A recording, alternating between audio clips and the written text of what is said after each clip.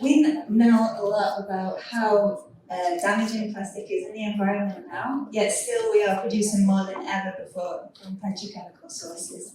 44% of this is for single-use packaging. So just reflecting on that for a little moment, more than 200 million tons per year of plastic is still being produced for single-use items, but sometimes they're used for just a few seconds. If nothing is done, it's estimated that 5 times the amount of plastic that's going into the ocean now will be entering the ocean every year by 2040. So, to start with some headlines of the impacts that we're already seeing in the islands. From my research, we could see that over 50% of marine invertebrates have been ingesting microplastics. The good news is that for most of those organisms, there was only 1 or 2 particles, so the harm is probably not huge right now. But the problem with microplastics is that very frequently they accumulate within organisms. And we are continuing to put more plastic into the environment, it's continuing to fragment, and so this exposure risk is growing. In terms of the vertebrates, we know that at least 52 species have been entangled or ingested plastics. And it's very, very important to recognize that this is not a local problem. This is international waste that the Galapagos now have to deal with.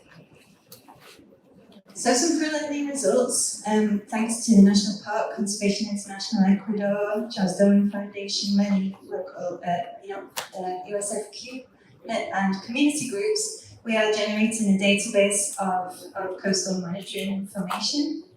And we can see that, unsurprisingly, the windward-facing coastlines are accumulating the most plastic. So again, we can see it's the currents, the ocean currents, that's bringing in this plastic.